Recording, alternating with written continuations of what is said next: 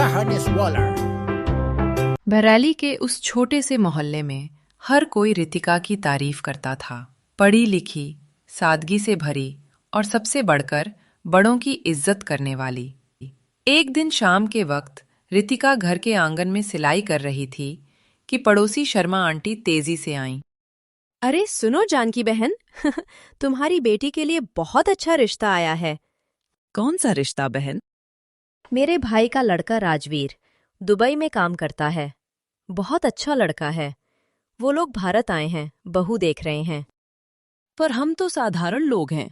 अमीर घर वालों को क्या पसंद आएगी हमारी बेटी? अरे भाई, आजकल अमीर लोगों को भी सच्चे संस्कार चाहिए, और तुम्हारी रितिका जैसी लड़की हर घर की शान होती है। दूसरे ही दिन राजवीर के घरवाले यानी वर्मा साहब और उनकी पत्नी सुधा जी रितिका को देखने आए। राजवीर ने एक नज़र में समझ लिया कि लड़की में सादगी और शालीनता दोनों हैं और उसे रितिका के कपड़ों का स्टाइल भी बहुत पसंद आता है।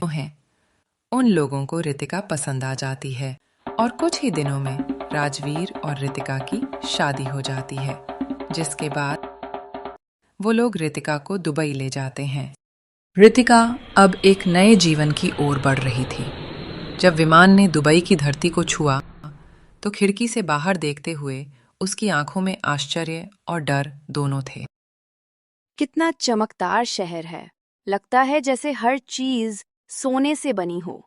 स्वागत है मिसेस राजवीर वर्मा का दुबई में।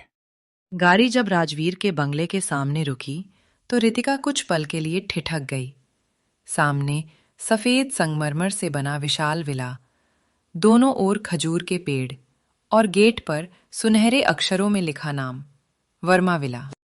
अब यही तुम्हारा संसार है।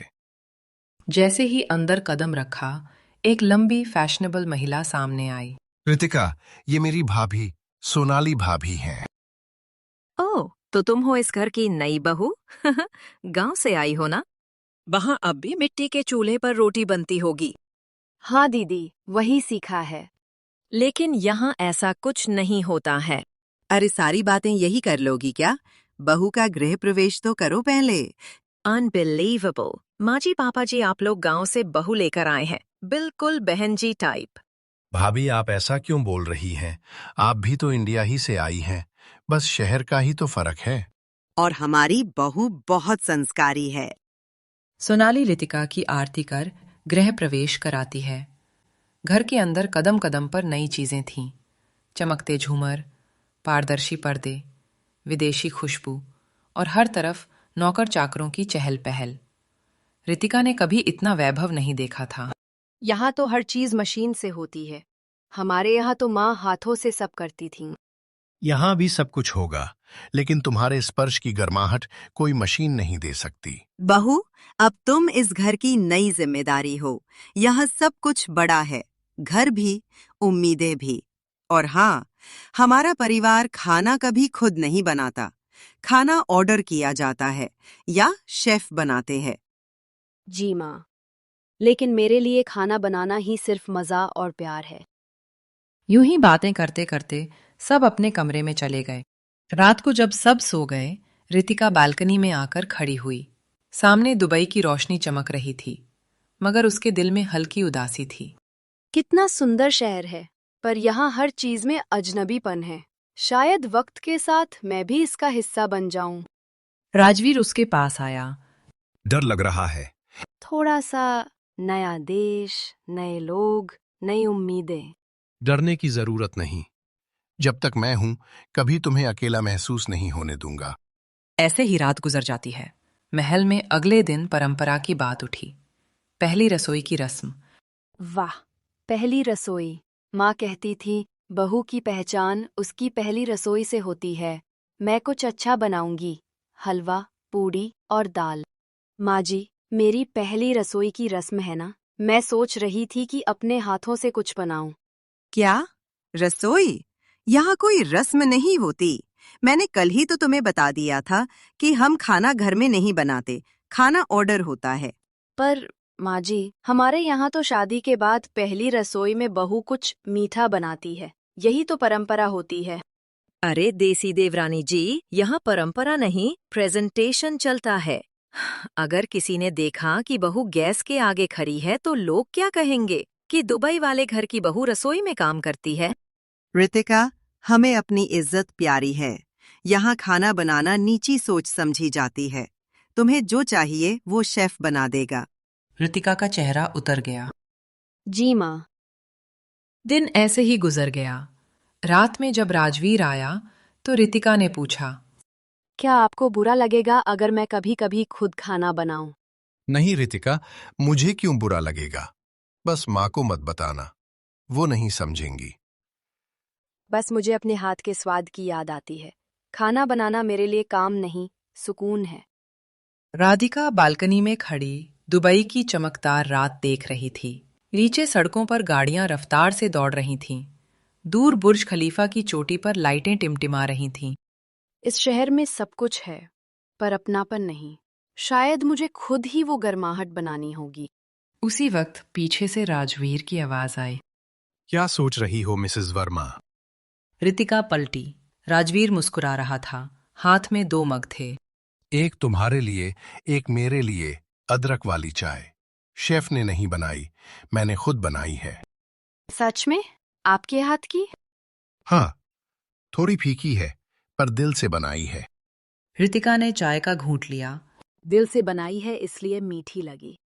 देखो रितिका, मुझे पता है कि यहाँ सब तुम्हारे लिए नया है, पर मैं चाहता हूं कि तुम इस शहर को अपनी नजरों से देखो। कल छुट्टी है, मैं तुम्हें दुबई घुमाने ले चलूंगा। ठीक है। सुबह राजवीर ने गाड़ी निकाली। देखो, ये बुर्ज खलीफा, ये दुनिया की सबसे ऊंची बिल्डिंग है। अरे बाप रे! हमारे गांव की नारियल की पेड़ भी इसके आगे छोटे बच्चे लगेंगे। इसके बाद राजवीर उसे दुबई मॉल, मरीना और जुमेरा बीच ले गया। हर जगह की चमक देखकर रितिका का मन भर आया, लेकिन कहीं कुछ अधूरा सा लगा। कितना सुंदर है ना सब कुछ।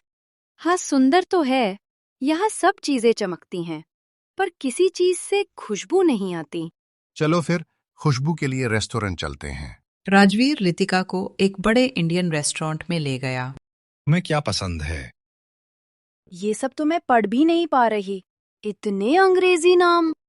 कोई बात नहीं, मैं ऑर्डर कर देता हूँ। थोड़ी देर बाद खाना आया। पनीर बटर मसाला, नान, मैंगो लस्सी। रितिका ने निवाला लिया, कुछ देर चबाया, फिर धीरे से बोली, इसमें कुछ कमी है। कमी? ये तो होटल का बेस्ट शेफ है। हाँ, पर इसमें घर की खुशबू नहीं है। राजवीर चुप हो गया। रितिका ने धीरे से कहा, मुझे अब समझ आया। खाने में नमक नहीं, नियत मायने रखती है। शायद इसीलिए मुझे अपने हाथ का खाना ही अच्छा लगता है। तो फिर अगली बार मैं तुम्हारे हाथ का खाऊंगा। बस फिर मत कहना कि दुबई का शेफ बेरोजगार हो गया। खाना खाने के बाद वो दोनों घर वापस आ जाते हैं। अगले दिन सुबह सुबह रितिका बालकनी में बैठी थी। उसके मन में बार बार वही ख्याल घूम रहा था। खाने में स्वाद नहीं था, क्योंकि दिल से नहीं बना था। अगर यहाँ अपना स्वाद नहीं है, तो मैं ही अपना स्वाद बना लूंगी। वो उठी, बालकनी में रखे छोटे टेबल की ओर गई, जहां कुछ खाली डिब्बे पड़े थे। धीरे धीरे उसने उनमें अपने देसी मसाले भरने शुरू किए। हल्दी, जीरा, धनिया, लाल मिर्च। उसी वक्त राजवीर अंदर से आया। अरे, ये सब क्या चल रहा है? बालकनी को किराने की दुकान बना दिया क्या? नहीं, घर की रसोई बना रही हूँ। यहाँ बाहर तो सब कुछ है, पर घर का स्वाद नहीं। अब वो मैं खुद बनाऊंगी। ठीक है, लेकिन माँ से बचकर। रितिका ने उसी दिन शाम को पहली बार दुबई में खिचड़ी और पापड़ बनाया। जैसे ही घी की खुशबू पूरे घर में फैली, राजवीर ने दरवाजे से झांका। वाह, ये खुशबू तो सीधा बचपन की याद दिला रही है। रितिका ने प्लेट लगाई और कहा, लीजिए जनाब, दुबई में देसी रसोई का पहला प्रसाद। राजवीर ने निवाला लिया। कुछ पल चुप रहा, फिर बोला, वाह रितिका, तुमने तो कमाल कर दिया। अब ये घर घर लग रहा है। बस यही तो चाहिए था, थोड़ा स्वाद, थोड़ा सुकून। अगर पकौड़े भी होते तो और अच्छा होता। आप बोलिए तो आज ही बालकनी में फ्राई कर दूं। माँ सुन लेंगी तो मुझे ही फ्राई कर देंगी। अगले दिन जब सब सो रहे थे, रितिका धीरे धीरे रसोई में गई। एक छोटी सी बर्नर गैस उठाई और बालकनी में ले आई। तेल में जीरा डाला। सुगंध फैलते ही उसके चेहरे पर मुस्कान आ गई। वाह, यही तो खुशबू है अपनेपन की। नीचे गार्ड ने सूंघते ही ऊपर देखा। अरे भाई, ये खुशबू कहाँ से आ रही है? इतना अच्छा महक तो होटल में भी नहीं। बालकनी के नीचे कुछ मजदूर काम कर रहे थे। वो बोले, मालकिन, अगर एक रोटी बच जाए तो हमारी किस्मत खुल जाएगी। अरे रुकिए, सबके लिए बनाती हूँ। तभी पीछे से आवाज आई। वाह वाह, ये क्या नया होटल खुल गया है हमारे घर में। रितिका मुड़ी। सलोनी बालकनी में खड़ी थी। चेहरे पर हंसी और ताने दोनों थे। दीदी, बस थोड़ा सा बना रही थी, किसी को बताना मत प्लीज। सलोनी ने नकली मुस्कान के साथ कहा। अरे नहीं बताऊंगी, पर माँ जी को तो बताना पड़ेगा ना, वरना वो सोचेंगी खुशबू कहाँ से आ रही है। दीदी, माँ जी को ये सब पसंद नहीं। मुझे पता है, इसलिए तो बोल रही हूँ। वैसे तुम गांव से आई हो ना, वहाँ तो ये सब चलता होगा, धुआं, चूल्हा, मसाले। लेकिन यहाँ 5 स्टार जोन है। दीदी, मैं बस 2 रोटियां बना रही हूँ, किसी को नुकसान थोड़ी पहुँचा रही हूँ। नुकसान नहीं, पर फैमिली इमेज का क्या? सलोनी ने कहा और मुंह बनाते हुए चली गई। अगले दिन ही सोसाइटी में चर्चा शुरू हो गई। अरे वो नई बहू बालकनी में कुछ बनाती है, धुआं फैलता है। हाँ, हमारी खिड़की तक खुशबू आती है। बच्चे को छींक आ रही थी। शाम को सिक्योरिटी गार्ड ने बेल बजाई। रितिका ने दरवाजा खोला। मैडम, सोसाइटी से कंप्लेंट आई है। बालकनी में कुकिंग अलाउ नहीं है। मैं तो बस थोड़ा सा खाना बना रही थी, किसी को खिलाने के लिए। जी, लेकिन यहाँ रूल्स बहुत स्ट्रिक्ट हैं। आपको मैनेजमेंट से बात करनी होगी। इतने में फिर सलोनी आ गई। देखा रितिका, मैंने कहा था ना, यहाँ ये देसी चाल नहीं चलेगी। अब पूरी सोसाइटी में हमारी चर्चा हो रही है। दुबई के महल में चूल्हा जलाने वाली बहू। माफ कीजिए दीदी, मैं बस अपने गांव के खाने की याद मिटा रही थी। यादें मिटाओ, लेकिन धुआं नहीं फैलाओ। रात को सुधा जी को सलोनी ने सब बताया। रितिका, ये क्या सुन रही हूँ मैं? तुम बालकनी में खाना बना रही थी? माँ जी, मैं बस थोड़ा सा बना रही थी, नीचे काम करने वाले मजदूरों के लिए। क्या जरूरत थी? यहाँ कोई भूखा नहीं है। ये अमीरों की सोसाइटी है, गांव नहीं। अगर किसी ने फोटो खींचकर सोशल मीडिया पर डाल दी तो हमारी इज्जत मिट्टी में मिल जाएगी। रितिका की आंखों में आंसू भर आए।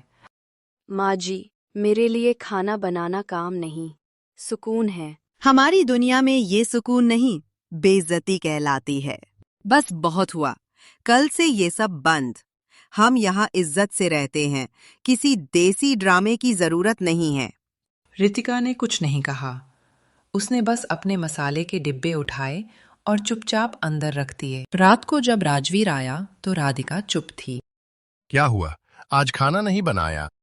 खुशबू किसी को पसंद नहीं आई, इसलिए अब खुशबू नहीं बनेगी। सोसाइटी वालों ने कंप्लेंट कर दी है। माँ जी ने मना किया है, अब से बालकनी में खाना नहीं बनेगा। रितिका, किसी को खुशबू से तकलीफ नहीं, उनके सोच से तकलीफ है।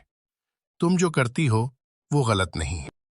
गलत तो नहीं, लेकिन अकेली हूं ना, इसलिए सबको सही भी नहीं लगती। एक हफ्ता बीत चुका था। रितिका अब पहले जैसी उदास नहीं थी, बस थोड़ी चुप रहने लगी थी। बालकनी में रसोई तो अब पहले की तरह खुलकर नहीं चलती थी, लेकिन कभी कभी वो हल्का फुल्का कुछ बना लेती थी रिसाइड्स में, किचन में, जैसे खुद के लिए पराठा या चाय। उसी सुबह अचानक सुधा जी ने पूरे घर में हलचल मचा दी। सब तैयार रहो, आज हमारे पुराने बिजनेस पार्टनर मिस्टर सूरी और उनकी वाइफ आ रही हैं। बहुत रुतबे वाले लोग हैं, घर में कोई कमी नहीं रहनी चाहिए। हाँ माँ जी, मैंने शेफ को बोल दिया है, पूरा लंच सेट मेन्यू रेडी रहेगा। अगर जरूरत हो तो मैं भी मदद कर दूं। नहीं, तुम्हें बस अच्छे से तैयार रहना है। हम ये नहीं दिखाना चाहते कि बहू को रसोई में डाला है। रितिका ने हल्के से जी कहा और चुपचाप अपने कमरे में चली गई। दोपहर के करीब 1 बजे सारा घर तैयार था। टेबल पर महंगे प्लेट्स, परफ्यूम की खुशबू और सब कुछ चमचमाता। लेकिन तभी सलोनी घबराई सी अंदर आई। माँ जी, मुसीबत हो गई। अब क्या हुआ? शेफ का फोन आया है, उसकी गाड़ी खराब हो गई है, वो आज नहीं आ पाएगा। क्या? अब खाना कौन बनाएगा? मेहमान तो रास्ते में होंगे। बाहर से ऑर्डर कर दूं? बाहर का खाना इस टाइम तक आएगा भी नहीं। अगर देरी हुई तो बहुत शर्मिंदगी होगी। माँ जी, अगर आप कहें तो मैं बना देती हूँ। तुम? अरे ये कोई घर का रोजमर्रा का खाना नहीं है। यहाँ 4 डिशेस चाहिए, प्रेजेंटेशन चाहिए, टेस्ट चाहिए। माँ जी, आप भरोसा रखिए, मैं कुछ ऐसा बनाऊंगी जो सीधा दिल से बोलेगा।